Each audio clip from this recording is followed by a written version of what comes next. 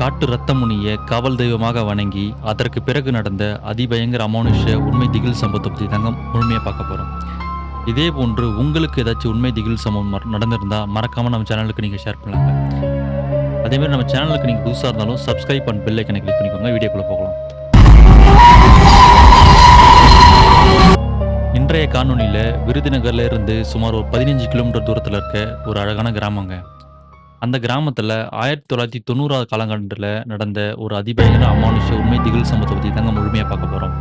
என்ன நடந்ததுன்னா, அந்த கிராமத்தில் கிட்டத்தட்ட 250லேருந்து 300 வீடு கிட்ட தாங்க இருக்குங்க. அந்த கிராம மக்கள் முக்கியமாக பார்த்தோம்னா வேளாண்மை தாங்க தங்களோட முதன்மை தொழிலாக பண்ணிட்டு இருக்காங்க. நல்லா அந்த கிராம மக்களுக்கு திடீர்னு மர்மமான முறையில் சில விஷயங்கள் நடக்குதுங்க. அதில் தாங்க அந்த கிராம மக்கள் அந்த ஊர்ல இருந்து வெளியேற ஆரம்பிச்சாங்க. அது எந்த சம்பவம் என்னன்ட்டு தாங்க அடுத்ததான் நம்ம பார்க்க போறோம். இந்த சம்பவத்தில் அந்த கிராம மக்கள் நல்லா தாங்க வாழ்ந்துட்டு இருந்தாங்க. திடீர்னு மர்மமான முறையில் தற்கொலை பண்ணிட்டும் தூக்கிட்டும் அந்த கிராம மக்கள் நிறைய பேர் இறந்துக்கிட்டே இருந்தாங்க. இந்த சம்பவமானது கிட்டத்தட்ட ஒரு நாள் 2 நாள் இல்லைங்க, தொடர்ச்சியாக ரொம்ப நாளைக்கு நடந்துக்கிட்டே இருந்துக்குங்க. இதை தொடர்ந்து அந்த ஊர் பொதுமக்கள் எல்லாமே அச்சத்தில் போய் மூழ்கினாங்கன்னே சொல்லலாங்க. அதே மாதிரி அந்த ஊரில் நிறைய பேர் அந்த ஊரை விட்டு வெளியேற செஞ்சாங்க. ஒரு காலகட்டத்துக்கு மேலே அந்த ஊரில் இருக்க எல்லாருமே பயந்துக்கிட்டு இருந்தாங்க. ஏன்னா நல்லா தாங்க பேசிட்டு தூங்குவாங்க. திடீர்னு பார்த்தோன்னா மறுநாள் நைட்டு தற்கொலை செஞ்சு தூக்கிட்டு இறந்துருவாங்க. இந்த சம்பவத்தை பார்த்து இந்த ஊர் பொதுமக்கள் எல்லாருமே பயத்தோட உச்சியிலே இருந்தேன்னு சொல்கிறாங்க. ஒரு காலகட்டத்துக்கு மேலே அந்த ஊர் பொதுமக்களால் இதை பொறுக்க முடியாமல் என்ன பண்ணுறாங்கன்னா ஒரு முக்கியமான முடிவு ஒன்று எடுக்கிறாங்க. அந்த முடிவு என்னன்னா, அந்த ஊரில் இருக்க எல்லா பெரிய மனுஷனும் ஒன்றா சேர்ந்து ஒரு முக்கியமான ஒரு முடிவு சொல்கிறாங்க. அது என்னன்னா, கிட்டத்தட்ட அந்த ஊரில் எந்த ஒரு கோவிலே இல்லைன்னே சொல்லாங்க. உங்களுக்கே தெரியும், ஊர்னாலே கோவில் குளம் கண்டிப்பாக இருக்கணுங்க. அதாங்க அந்த ஊருக்கு அழகு. இந்த ஊரில் கிட்டத்தட்ட 15-20 வருஷமாகவே எந்த ஒரு கோவில் குளமே இல்லைன்னே சொல்லாங்க. ஏன்னா திடீர்னு அந்த ஊரில் ஏற்பட்ட சில அமானுஷ்யமான நிகழ்வின் காரணமாக அந்த ஊரில் இருக்க கோயில் எல்லாமே அப்படியே கைவிடப்பட்டதுன்னே சொல்லாங்க. இந்த சம்பவத்தில் என்ன நடக்குதுன்னா, அந்த ஊர் பொதுமக்கள் ஒன்று சேர்ந்து ஒரு வழியாக ஒத்துக்கிட்டு அந்த ஊரோட எல்லையில் மகாகாளி அப்படின்ற ஒரு கோயிலில் ஆல்ரெடி இருந்ததை புதுப்பிக்க முடிவு பண்ணுறாங்க. கிட்டத்தட்ட 2 வார காலகட்டமாக அந்த கோயிலில் பணியை ஸ்டார்ட் பண்ணுறாங்க. அந்த கோயில் பணியை யார் செய்கிறாங்கன்னு பார்த்தோம்னா, அந்த ஊரில் இருந்து ஒரு 10-15 கிலோமீட்டர் தூரத்தில் இருந்த ஒரு சிற்பி தாங்க. ஒரு 2-3 பேர் ஒன்றா சேர்ந்தாங்க அந்த கோயிலில் நிலைகள்லாம் செஞ்சுக்கிட்டே இருக்காங்க. திடீர்னு மர்மமான முறையில் அந்த சிற்பிகளுக்கு ஒரு நிகழ்வு ஒன்று நடக்குதுன்னே சொல்லலாங்க. அது என்னன்னு பார்த்தோம்னா, அந்த ஊரில் இருக்க அந்த சிற்பியில் ஒரு நாள் நைட்டு நல்லா தாங்க சாப்பிட்டு தூங்கியிருக்காருங்க. மறுநாள் காலைல பார்த்தோம்னா திடீர்னு மர்மமான முறையில் ரத்தம் வாந்தி எடுத்து இறந்து போயிருக்காருங்க. இதை பார்த்து அந்த கூட இருந்த சிற்பி என்ன பண்ணுறாருன்னா, இந்த ஊரில் ஏற்கனவே அமானுஷ்யமான சம்பவம் நடக்குது, எப்படியாச்சும் உயிர் தப்பிக்கணும்னு சொல்லிட்டு அவருமே அந்த வேலையை அதோட கைவிட்டுட்டு கோயில் பணி ஸ்டாப் பண்ணிவிட்டு அந்த ஊரை விட்டு கிளம்பி போகிறாங்க. இதனை தொடர்ந்து மறுபடியுமே அந்த உயிரிழப்புகள் அந்த ஊரில் நடந்துக்கிட்டு தாங்க இருக்குங்க. அப்புறமா ஒரு வழியாக என்ன நடக்குதுன்னா, திடீர்னு ஒரு நாள் நள்ளிரவு 12லேருந்து 2 மணி இருக்குங்க. பிட்வீன் ஏதோ ஒரு டைமில் தான் சொன்னாங்க. அங்கே என்ன நடக்குதுன்னா, அந்த ஊரில் ஒரு குடுகுடுப்புக்காரன் நைட்டு வராங்க. வந்துட்டு அவனோட ஆட்டம் ஏற்கனவே தொடங்கிடுச்சு, இந்த ஆட்டத்தை யாராலையும் உங்களால் கட்டுப்படுத்த முடியாது அப்படின்ட்டு திரும்ப ஒரு வீடாக சொல்லிட்டு போகிறாருங்க. இதை கேட்ட அந்த ஊர் பொதுமக்கள் கொலையே நடுங்கி போச்சுன்னே சொல்லாங்க. ஏன்னா ஒரு நாளும் அந்த ஊரில் இருக்க திடீர்னு மரணங்கள் நடந்த காரணத்தினால மாதிரி அவங்க பயத்தில் இருந்திருக்குன்னு சொல்லாங்க. அதுக்கப்புறம் அன்றைய இரவு எப்படியோ போகுதுங்க. மறுநாள் காலைல அன்றைய இரவு அந்த கதையை சொன்ன குடுகுடுப்புக்காரன் திரும்பியுமே அந்த ஊருக்கு வராருங்க. அந்த ஊர் பொதுமக்கள் எல்லாரும் ஒன்றா சேர்ந்து அந்த குடுகுடுப்புக்காரங்கிட்ட போயிட்டு குறி கேட்குறாங்க. எதனால் எங்கள் ஊருக்கு இந்த நிகழ்வு நடக்குது, எதனாலே தெரியலன்ட்டு அந்த குடுகுடுப்புக்காரங்கிட்ட அந்த ஊர் பொதுமக்கள் கேட்குறாங்க. அதுக்கப்புறமா அந்த குடுகுடுப்புக்காரன் சில விஷயங்களை அப்படியே சொல்கிறாங்க. இது வரைக்கும் நடந்த சம்பவங்கள் கண்ணால் பார்த்த மாதிரி அப்படியே சொல்கிறாங்க. அது தொடர்ந்து இந்த சம்பவங்கள் இதுக்கப்புறம் நடக்கக்கூடாதுன்னா நான் ஒன்று சொல்கிறேன், அதை நீங்கள் அக்செப்ட் பண்ணிவிட்டு நீங்கள் செஞ்சீங்கன்னா கண்டிப்பாக இதுக்கப்புறம் எந்த ஒரு சம்பவம் நடக்காதுன்ட்டு அவர் வாக்குறுதி தராருங்க. அதை கேட்ட ஊர் பொதுமக்கள் ஒரு நிமிஷம் ஆடி போயிட்டாங்கன்னே சொல்லலாங்க. ஏன்னா அந்த ஊரோட எல்லையில் மகாகாளி கோயில் கட்டும் பணி அதோட ஸ்டாப் பண்ண சொல்லியிருக்காருங்க. ஸ்டாப் பண்ண சொல்லிட்டு அதே சமயத்தில் அந்த ஊரில் அந்த எல்லைக்கு பக்கத்தில் என்ன சொல்லியிருக்காரு, ரத்த காட்டு முனின்னு ஒரு சிலை ஒன்று இருக்குங்க. அந்த சிலைக்கு கோயில் கட்டி மாதம் ஒரு ரத்த பலி கொடுத்து அந்த சிலையை வழிபட சொல்லியிருக்காருங்க.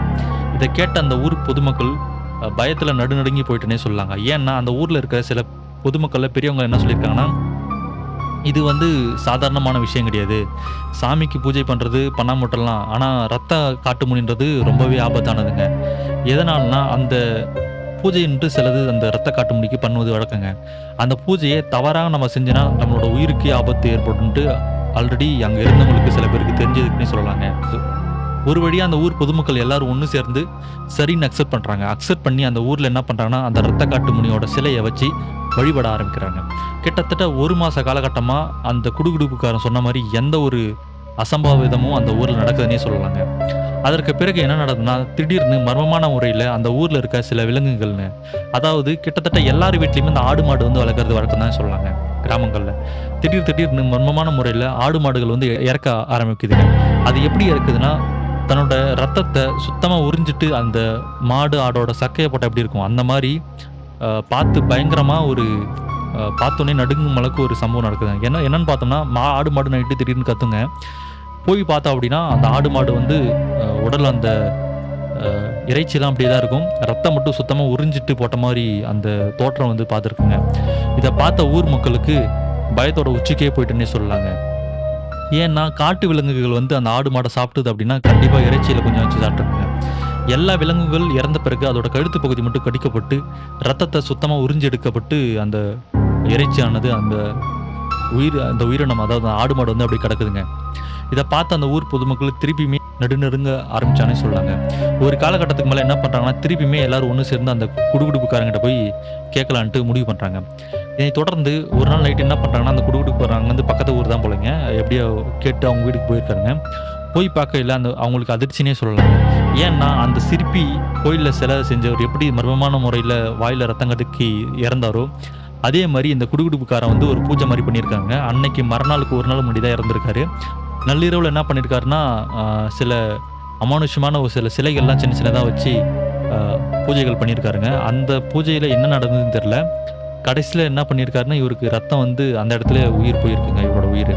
இந்த சம்பவம் நடந்து மறுநாள் காலைல தாங்க இவங்க போய் பார்த்துருக்காங்க. அதற்கு பிறகு வேற வழியே இல்லாம என்ன பண்றதுன்னு தெரியாம திருப்பி அந்த ஊர் மக்கள் ஊருக்குள்ள வந்து இத பத்தி பேச ஆரம்பிக்கிறாங்க. இந்த கதையெல்லாம் அந்த ஊர்ல சில வாலிபர்கள் வந்து கேட்டுட்டு தாங்க இருக்காங்க. இந்த கேட்ட வாலிபர்கள் என்ன சொல்றாங்கன்னா, அந்த பேய், ஆவி, அமானுஷ்ய பத்தி சுத்தமா நம்பிக்கையே இல்லன்னே சொல்லாங்க. ஆனா பெரியவங்களுக்கு கிராமத்துல முக்கியமா எல்லாருமே வந்து பேய், ஆவி, அமானுஷ்யம் இத பத்திலாம் நம்புவோன்னே சொல்லாங்க. இந்த ஊர்ல இருக்க அந்த 2, 3 வாலிப பசங்க, அதுல யாரு பார்த்தோம்னா சுரேஷ்ன்னு ஒருத்தர் இருக்காருங்க. அவரு தாங்க சுத்தமா அந்த பேய், ஆவி, அமானுஷ்யம் இத பத்தி நம்பிக்கையே இல்லன்னே சொல்லலாங்க. அவரு என்ன சொல்றாருன்னா, இத வந்து வேணுமே யாரோ பண்றாங்க. நம்ப ஊரு நல்லா இருக்கக்கூடாதுன்னு பக்கத்து வீட்டுக்காரங்க ஆல்ரெடி இருந்த சண்டை பகையினால வந்து இந்த மாரி பண்ண வாய்ப்பு இருக்கு. நாங்க என்ன பண்றோம், நைட் நேரத்துல வந்து ஊர்ல எல்லையில காவல்ல இருக்கோம். யாருக்கும் தெரியாம காவல் இருந்தா ஒரு நாள் பார்த்தோம் அப்படின்னா, யார் இந்த விஷயத்த பண்றாங்கன்னு கண்டுபிடிச்சிடலான்ட்டு அந்த வாலிப பசங்க வந்து சொல்றாங்க. அதுல முக்கியமா தலைமை பொறுப்பு ஏற்ற அந்த சுரேஷ் என்ற வாலிபர் தாங்க இதெல்லாம் சொல்லி முடிக்கிறாரு. எவ்வளோ சொல்லியும் அந்த சுரேஷ் என்ற வாலிபர் வந்து கேட்கவே இல்லைங்க. நான் செக் பண்ணி பார்க்குறேன். நீங்க சொன்னா நம்ப மாட்டீங்கன்ட்டு ஒரு வழியா அந்த ஊர் பொதுமக்கள் சரின்ட்டு கலைஞ்சு போயிடுறாங்க. அன்றைய இரவு என்ன நடக்குதுன்னா, அந்த சுரேஷ் கூட ஒரு 2 பேர் போறாங்க. அந்த 2 பேர் கூட போனவங்க எல்லாமே என்ன பண்ணாங்கன்னா, அந்த ஊரோட எல்லைக்கு முன்னாடிங்க ஒரு பெரிய டேங்க் ஒண்ணு இருக்குங்க. அந்த டேங்க்ல நின்னு பார்த்தோன்னா, சுத்தி முத்தி இருக்க அந்த ஊர்ல இருக்க எல்லா கிராமமும் அந்த அந்த கிட்டத்தட்ட இருக்கிற 200லேருந்து 300 வீடு எல்லா வீடுமே தெரியும்னே சொல்லலாங்க. யார் வீட்ல என்ன நடந்தாலுமே இந்த மொட்டை மாடியிலேருந்து நின்னு பார்த்தோம் அப்படின்னா, அந்த தெருக்குள்ள போறவங்க, வரவங்க எல்லாருமே பார்க்கலாம்னு சொல்லலாங்க. இதனைத் தொடர்ந்து அன்றைய இரவு வந்து பயங்கரமான விஷயம் ஒண்ணு நடக்குதுங்க. அது என்னன்னா, முழுமையா பாருங்க. உங்களுக்கே தெரிய வரும். என்னன்னா, இந்த 2, 3 வாலிப பசங்க வந்து நைட்டு சாப்பிட்டுட்டு கிட்டத்தட்ட 9, 10 மணிக்கெல்லாம் அந்த ஊரோட எல்லைக்கு போயிறாருங்க. போன பிறகு அந்த டேங்க் மேல போய் உட்காந்து சுத்தி முத்தியும் காவலுக்கு அந்த ஊர சுத்தி பார்த்துட்டு இருக்காங்க. கிட்டத்தட்ட மணி 12 கிட்ட ஆயிடுச்சுங்க. அந்த ஊர்ல எந்த ஒரு ஆள் நடமாட்டமே இல்லன்னே சொல்லலாங்க. ஒரு காலகட்டத்துக்கு மேல என்ன ஆகுதுன்னா, 12:15 12:30க்கெல்லாம் என்ன பண்றாரு, தூக்கம் வர காரணத்தினால படுத்து தூங்கிடுறாருங்க. கொஞ்ச நேரத்துல இவரு ஆழ்ந்த உறக்கத்துக்கு போயிட்டேன்னே சொல்லலாங்க. திடீர்னு அந்த ஊர்ல ஒரு பெரிய அலறல் சத்தம் கேட்குதுங்க. இத கேட்ட உடனே இவங்க நடுநடுங்கி போயிட்டேன்னே சொல்லலாங்க. ஏன்னா, அந்த அலறல் சத்தம் வந்து மனுஷங்க இல்லைங்க. ஆடு, மாடு வந்து விசித்திரமான முறையில பயங்கரமா அலறுதுங்க. இத கேட்ட உடனே அந்த சத்தத்த கேட்டு இவங்களுக்கு பயந்து நடுநடுங்கி எந்திரிச்சு பார்க்குறாங்க. அந்த சத்தம் எங்கேருந்து வருதுன்னு பார்த்தோம்னா, அந்த தெருவோட எல்லையில ஒரு ஆட்டு மந்தை ஒண்ணு இருக்குங்க. அந்த மந்தைய நோக்கி தாங்க இந்த சத்தமானது பயங்கரமா கேட்குது. அதற்கு பிறகு என்ன நடக்குதுன்னா, ஆ இவங்க கூட இருந்த 2 பேர் தூங்கிட்டு இருக்காங்க. அவங்களையுமே வந்து சுரேஷ் என்றவர் எழுப்புறாருங்க. எழுப்பிட்டு அந்த டேங்க்லேருந்து இறங்கலான்னு பார்க்குறாங்க. திடீர்னு அந்த தண்ணி டேங்க் பக்கத்துல ஒரு பயங்கரமான சத்தம் ஒண்ணு கேட்குதுன்னே சொல்லாங்க. அந்த சத்தம் என்னன்னு பார்த்தோம்னா, அந்த தண்ணி டேங்க்லேருந்து கிட்டத்தட்ட ஒரு 200 மீட்டர் தூரத்துல ஒரு பெரிய ஒரு கிணறு ஒண்ணு இருக்குங்க. ஊர் கிணறுன்னு சொல்லுவாங்க. அதில தாங்க நெறைய பேர் வழக்கமா தண்ணி பிடிப்பாங்க. அந்த கிணத்துல ஏதோ ஒரு பெரிய உருவம் வந்து ச திடீர்னு எகிறி குதிச்ச மாரி ஒரு சத்தங்க. ஆ பாதியில தாங்க அவரு பார்த்துருக்காரு. ஏதோ ஒரு உருவம் குதிச்ச மாரி தெரிதுங்க. அந்த குதிச்ச உடனே அந்த சத்தம் வந்து பயங்கரமா கேட்டுருக்குங்க. கிட்டத்தட்ட அது தண்ணி உள்ள எல்லாமே வெளிய கொஞ்சம் வந்துட்டு உள்ள போயிருக்குங்க. இத பார்த்த இவருக்கு கொலையே நடுங்கி போச்சுன்னே சொல்லலாங்க. ஏன்னா, என்ன ஒரு உருவம்னே தெரியல. அந்த அளவுக்கு உள்ள குதிச்சிருக்கு. சத்தமும் வேற கேட்டுருக்கு. வெளிய ஃபுல்லா தண்ணி வந்திருக்குன்ட்டு பார்த்துட்டு இவரு அரண்டு போயிட்டேன்னே சொல்லலாங்க. அதுக்கப்புறம் இந்த விஷயத்த கூட இருந்தவங்ககிட்ட சொல்லிட்டு, சரசரன்னு அந்த டேங்க்க விட்டு இறங்கி அந்த கிணத்துக்கிட்ட போய் பார்க்குறாங்க. அங்க போய் பார்க்கையில அ எதுவுமே அங்க போய் பார்க்குறாங்க. அங்க போய் பார்க்கையில எதுவுமே இல்லைங்க. ஏன்னா, அந்த கிணறுல வந்து நிசப்தமான ஒரு சத்தம் முறையில தாங்க அந்த கிணத்துக்கிட்ட எந்த ஒரு சத்தமும் இல்ல. எந்த ஒரு அ அதுக்கப்புறம் அதற்கு பிறகு என்ன பண்றாங்கன்னா, அந்த டேங்க்லேருந்து இவங்க 3 பேரும் சரசர இறங்கி அந்த கிணத்த நோக்கி போய் பார்க்குறாங்க. அங்க போய் பார்க்கையில இவங்களுக்கு எந்த ஒரு ப்ரூஃப்மே கிடைக்கலன்னே சொல்லலாம். ஏன்னா, அவர் கேட்ட சத்தம், அங்க யாரோ குதிச்சவங்க, அதெல்லாம் பார்த்தவருக்கு அங்க போய் பார்க்கலான்னு பார்த்துருக்காருங்க. கடைசியில அதிர்ச்சின்னே சொல்லலாங்க. அந்த இடத்துல எந்த ஒரு என்ன சொல்றது? ஒரு தடையுமே கிடைக்கலன்னே சொல்லலாங்க. கிணறு வந்து நிசப்தமா இருக்குது. கிணத்துக்குள்ளேயும் யாருமே இல்லைங்க. அதைத் தொடர்ந்து அந்த 3 பேர் என்ன பண்றாங்கன்னா, அந்த சத்தம் கேட்ட இடத்த நோக்கி போய் பார்க்குறாங்க. அங்க போய் பார்க்கையில அங்க ஒரு மாடுங்க. மர்மமான முறையில இறந்து கிடக்குதுன்னே சொல்லலாங்க. இதைத் தொடர்ந்து அந்த ஊர் பொதுமக்கள் கிட்ட இவங்க என்ன சொல்றாங்கன்னா, "நாங்க பார்த்துட்டு தான் இருந்தோம் 12 மணி வரைக்கும். எந்த ஒரு சத்தமுமே கேட்கல. ஆனா திடீர்னு மர்மமான முறையில ஒரு பெரிய உருவம் ஒண்ணு அந்த கிணத்துக்குள்ள குதிச்சுது. அது என்னன்னே தெரியல." அப்படின்னு சொல்லியிருக்காருங்க. இத கேட்ட ஊர் பொதுமக்கள் என்ன சொல்றாங்கன்னா, "ஏன்டா தண்ணிய கிண்ணிய போட்டு உளர்றியா? கம்முனு வேலைய பார்றா. ஏன்டா இப்படிலாம் சொல்றன்ட்டு" எதுவுமே சொல்லாம அக்செப்ட் பண்ணாம அவரு அப்படியே விட்டுட்டு இருக்காருங்க. இதனைத் தொடர்ந்து அவருக்கு வந்து பெரிய கன்ஃப்யூஷன்ங்க. ஏன்னா, ஏதோ ஒரு உருவத்த பார்த்தோமே, அது என்ன உருவமா இருக்கும்? ஒருவேள தூக்க கலக்கத்துல ஏதாச்சும் பார்த்தோமான்ட்டு 1000 குழப்பங்க இவருக்குள்ள. அதற்கு பிறகு மறுநாள் என்ன ஆகுதுன்னு திருப்பி அதே மாரி பசங்ககிட்ட போய் சொல்லி முடிவெடுத்து, அதே மாரி அன்றைய இரவு போயிட்டு அந்த டேங்க் மேல போய் உட்காராருங்க. கிட்டத்தட்ட அன்றைய இரவு 12 மணிக்கிட்ட ஆயிடுச்சுங்க. மீதி உள்ள 2 பேர் என்ன பண்ணியிருக்காங்கன்னா, தூக்கம் வருதுன்னு சொல்லியிருக்காருங்க. இவரு என்ன சொல்லியிருக்காரு, இல்லடா இன்னைக்கு நம்ப பார்த்துட்டே இருக்கணும். நேத்து தான் இது மாரி ஆச்சு. இன்னைக்கு அட்லீஸ்ட் ஒரு 2 மணி வரைக்காச்சும் மூச்சு இருந்து என்ன நடக்குதுன்ட்டு பார்க்கணுன்ட்டு சொல்லியிருக்காருங்க.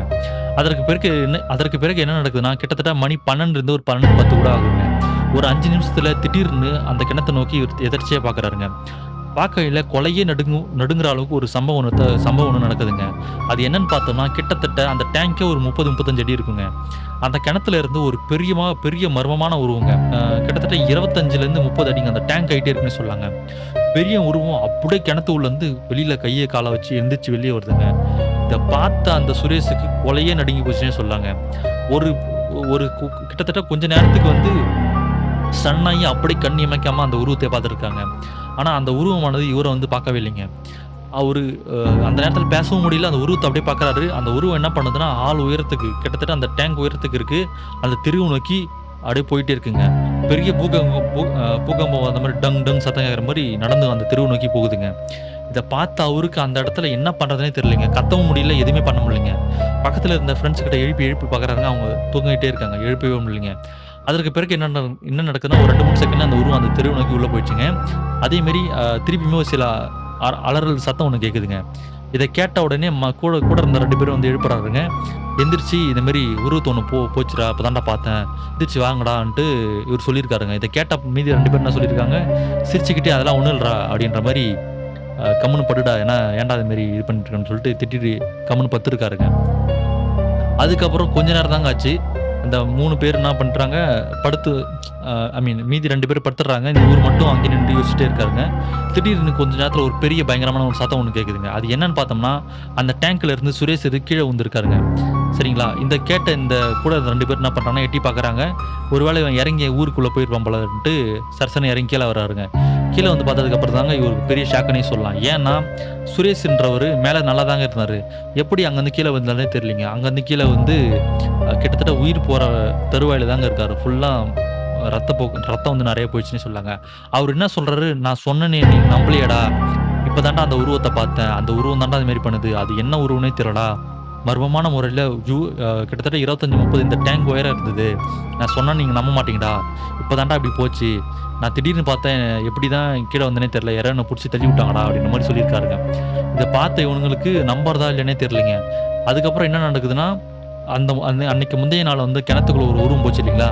அதே மாரி கீழ நின்னுருந்த இவங்க 2 பேர் வந்து அந்த எதர்ச்சியா அந்த கிணத்த நோக்கி பார்க்குறாருங்க. இவர் கைய காட்டிட்டே இருக்காரு. அங்க பாரு, அங்க பாருன்ட்டு. அன்னைக்கு அங்க என்ன நடக்குதுன்னா, அந்த கிணத்துக்குள்ள அந்த மர்மமான உருவம் என்ன பண்ணுது, அப்படியே எகிறி உள்ள குதிச்சிருக்குங்க. இத மீதி 2 பேர் பார்த்துருக்காங்க. பார்த்து இவங்களுக்கு கொலையே நடுங்கி போச்சுங்க அந்த நேரத்துல. அப்படியே பார்த்து ஸ்டன் ஆயி பயங்கரமா கத்துறாங்க 2 பேரும். கொஞ்ச நேரத்துல அந்த ஊர் பொதுமக்கள் எல்லாமே ஒண்ணு சேர்ந்துடுறாங்க.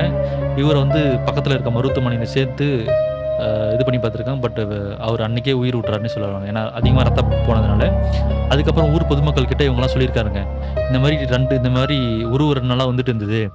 சுரேஷ் எவ்வளோ சொன்னா நாங்க தான் நம்பல. இப்ப நாங்க 2 கண்ணால எங்க கண் முன்னாடியே பார்த்தோம். அந்த உருவம் தான் இந்த மாரி பண்ணுது. அது என்ன சக்தினே தெரியல. இந்த மாரி பண்ணுதுன்ற மாரி சொல்லியிருக்காருங்க. அதற்கு பிறகு அந்த ஊர்ல இருக்க பொதுமக்கள் எல்லாம் ஒண்ணு சேர்ந்து ஒரு பிளான் ஒண்ணு பண்றாங்க. ஏன்னா, குடியிருப்புக்காரன் சொன்னா அது மாரி பண்ணோம். பட் ஏதோ ஒரு உருவம் வந்து வருது. எனக்கு தெரிஞ்சு ஏதோ ஒரு தீய சக்தி இந்த ஊர்ல இருக்குன்ட்டு, அந்த ஊர்ல பெரியவங்க எல்லாரும் சேர்ந்து ஒரு முடிவு ஒண்ணு எடுக்குறாங்க. அந்த முடிவு என்னன்னா, கேரளாவுல இருந்து ஒரு நம்பூதிரிய ஒண்ண கூட்டின்னு வராங்க. அந்த நம்பூதிரிய வந்து என்ன பண்றாருன்னா, அன்னைக்கு மறுநாளே என்ன பண்றாரு, அந்த ஊருக்கு வராருங்க. வந்த நம்பூதிரி கிட்டத்தட்ட அன்றைய இரவு 12, 12:30 இருக்குங்க. ஒரு பூஜை ஒண்ணு அந்த ஊரோட எல்லையில பண்ணணும்னு சொல்லியிருக்காருங்க. அவரு போயிட்டு பூஜை பண்ணி பார்க்குறாருங்க. கிட்டத்தட்ட 1 மணி நேரமா சம்திங் ஏதோ ஒரு பூஜை பண்றாரு.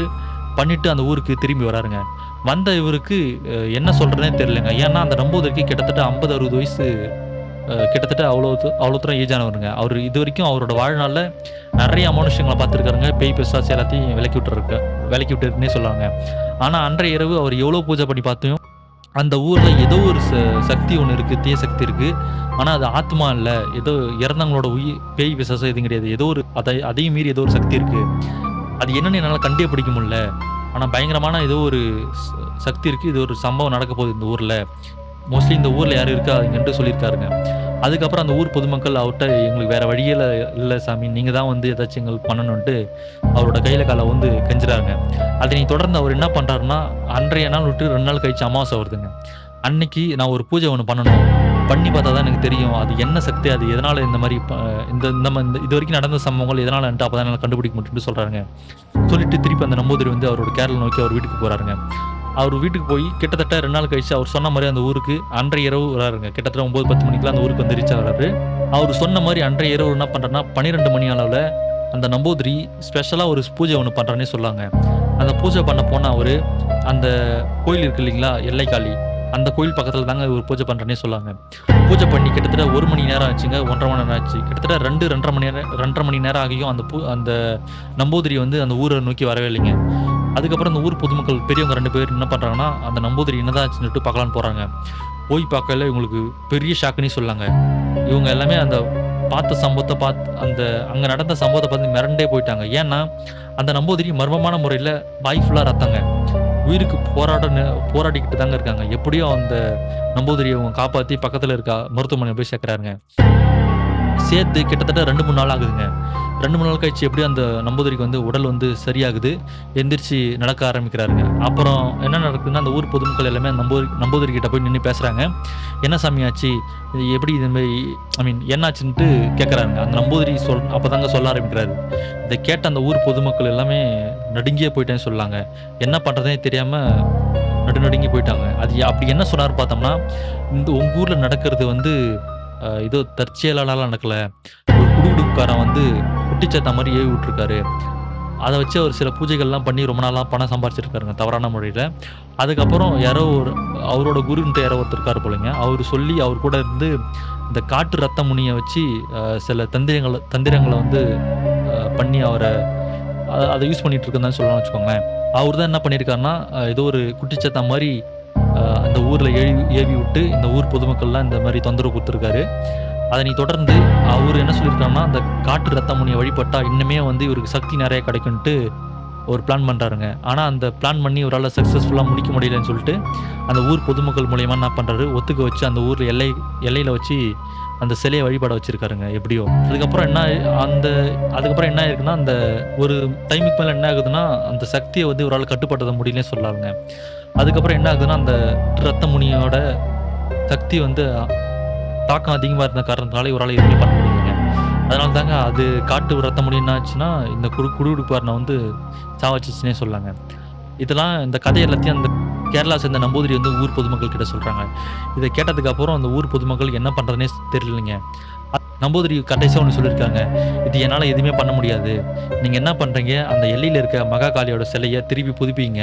அந்த கோயில் கட்டுற பணிய வந்து எப்படி என்ன ஒரு தவறான செயல் நடந்தாலும் கைவிடாம அந்த கோயில கட்டும் பணிய முழுமையா முடிங்க. முடிச்சதுக்கப்புறம் அந்த மகாகாளி தான் உங்களுக்கு தீர்வ சொல்வா. அவ பார்த்துப்பான்ற" மாரி சொல்லி முடிச்சுட்டு அந்த ஊர விட்டு கிளம்புறாருங்க. அதனைத் தொடர்ந்து அந்த ஊர் பொதுமக்கள் திரும்பியுமே என்ன பண்றாங்கன்னா, அந்த கோயில் கட்டும் பணிய வந்து தொடங்குறாங்க. எவ்வளோ தடைகள் வந்தாலும் கிட்டத்தட்ட 2, 3 மாசம் என்ன பண்றாருன்னா, அந்த கோயில ஒரு வழியா கட்டி முடிச்சு கும்பாபிஷேகமும் பண்றாங்க. பண்ணி முடிச்சு கிட்டத்தட்ட 40, 45 நாள் வந்து மண்டல பூஜையுமே பண்றாங்க. அதற்கு பிறகு அந்த ஊர்ல எந்த ஒரு அமானுஷ்ய அசம்பாவிதமே நடக்கலன்னே சொன்னாருங்க.